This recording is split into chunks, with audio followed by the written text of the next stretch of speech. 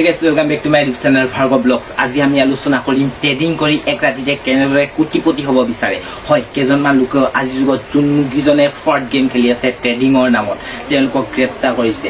বিশাল ফুকন, সুমি বৰুৱা আৰু লগতে স্বপ্ননীল দাস। বৰ্তমান সুমি বৰুৱা পলাই আছে ক'ত পলাইছে আৰু কি বিচাৰি ফুৰিছে কিন্তু সন্ধান উলিওৱা নাই। Sumi Baruah mobile switch off হৈ আছে আৰু বৰ্তমান বিশাল ফুকন আৰু লগতে স্বপ্ননীল দাসক গ্ৰেপ্তাৰ কৰিছে আৰু কি তো কেছটো হ'ল কি আপোনালোকে এই ভিডিঅ'টো শেষলৈকে চাওক, তেতিয়াহ'লে আপোনালোকে বুজি পাব। তেনেহ'লে আজি ভিডিঅ'টো আৰম্ভ কৰোঁ। চাওক, এতিয়া যে আমি স্বপ্ননীল দাসৰ কথা ক'বলৈ যাওঁ, তেওঁৰ মেইন ঘৰ হৈছে শিৱসাগৰ, কিন্তু তেওঁ শিৱসাগৰ নাথাকে, তেওঁ থাকে গুৱাহাটীত। তো গুৱাহাটীত তেওঁ এটা ডাঙৰ ইনষ্টিটিউট আছে য'ত নেকি বহুত লোক আহে ট্ৰেডিং কৰিবলৈ, তেওঁৰ পৰা শিকিবলৈ আহে আৰু তেওঁ ট্ৰেডিং শিকায়। তো ট্ৰেডিং শিকাৰ জইন ফিজ হৈছে 20,000 পৰা 25,000, মানে তেওঁৰ জইন ফিজ। আৰু বহুত লোকে এনেকৈ জইন ফিজ কৰি পিনি ট্ৰেডিং শিকায়, বহুত লোক আহে গুৱাহাটীত ট্ৰেডিং কৰে। আৰু স্বপ্ননীল দাসেও ট্ৰেডিং কৰে আৰু তেওঁ ৰাইজক সপোন দেখুৱাই লাখপতি হোৱা, কোটিপতি হোৱা। ঠিক তেনেদৰে স্বপ্ননীল দাসে যেনেকৈ সেইজনক লাখপতি হোৱা, কোটিপতি হোৱা সপোন দেখুৱায়, ঠিক তেনেদৰে আজি গুৱাহাটীৰ মহানগৰীত মাছমৰীয়াৰ স্বপ্ননীল দাসক গ্ৰেপ্তাৰ কৰে আৰক্ষীয়ে। তো ইয়াত স্বপ্ননীল দাসক চিনি নোপোৱা বুঢ়াই ক্ৰম ওলাব। যোনসকলে স্বপ্ননীল দাসক চিনি পায়, যোনসকলে ফ'ল' কৰে, তেতিয়াহ'লে আমি স্বপ্ননীল দাসৰ লাক্সাৰিয়াছ লাইফটোৰ কথা অলপমান পাতোঁ আহকচোন। চাওক, স্বপ্ননীল দাসৰ পোনপ্ৰথমে এখন মাৰ্চিডিছ আছিল। মাৰ্চিডিছখনৰ 2-3 মাহৰ পূৰ্বে এখন ডিফেণ্ডাৰ তৈ গৈছিল, ডিফেণ্ডাৰখনৰ পূৰ্বে এখন বুকাটি তৈ গৈছিল। তো ইমান এটা ধুনীয়া লাইফষ্টাইল তেওঁ কটাইছিলে। তো এক ৰাতিতে সেই সপোন ধূলি চাৰ খাৰ হৈ গ'ল। আৰু স্বপ্ননীল দাসক গুৱাহাটী মাছমৰীয়াত যিহেতু গ্ৰেপ্তাৰ কৰিছিলে আৰু তেওঁ আছে দিছপুৰ থানা আৰক্ষীয়ে তদন্ত কৰি আছে। তো এতিয়া আমি আহিছোঁ বিশাল ফুকন আৰু সুমি বৰুৱা কেনেকুৱা এটা সম্বন্ধ আছিল, কি কথা। তো বিশাল ফুকন আৰু সুমি বৰুৱা কিয় পাতি লোৱা ভাই হিচাপে গৈছিল। চ' পোনপ্ৰথমে আৰক্ষীয়ে গ্ৰেপ্তাৰ কৰিলে বিশাল ফুকনক, তাৰপিছত গ্ৰেপ্তাৰ কৰিলে স্বপ্ননীল দাসক। তাৰপিছত বৰ্তমান সুমি দাস বৰ্তমান ইয়াত নাই, পলাই ফুৰিছে আৰু বৰ্তমান তেওঁ মোবাইলটো ছুইচ অফ হৈ আছে। তেওঁক আৰক্ষীয়ে বিচাৰি ফুৰিছে কিন্তু আজিলৈকে সন্ধান উলিওৱা নাই। তো আৰক্ষীয়ে উলিয়াব অতি শীঘ্ৰে, কিন্তু বৰ্তমান গোটেইকেইজন ট্ৰেইলাৰক গ্ৰেপ্তাৰ কৰিছে।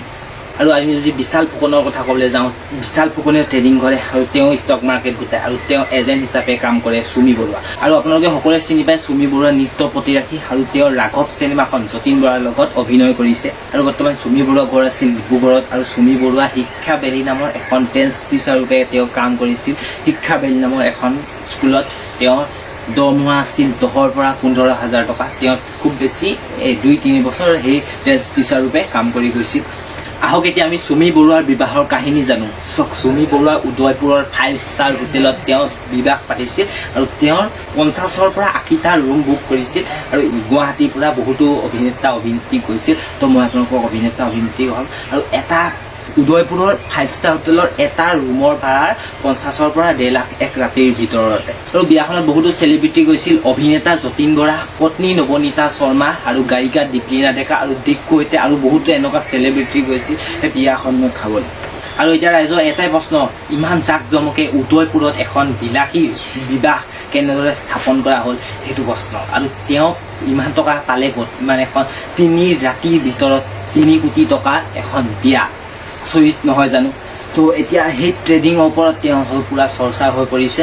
তেওঁ সেই বিশাল নামৰ ল'ৰাটোৰ লগত জড়িত হৈছে আৰু বিশাল নামৰ ল'ৰাটোৱে ক্ৰেডিট কাৰ্ডে 3 কোটি টকা দিছে সেই বিয়াখন পাতিবলৈ।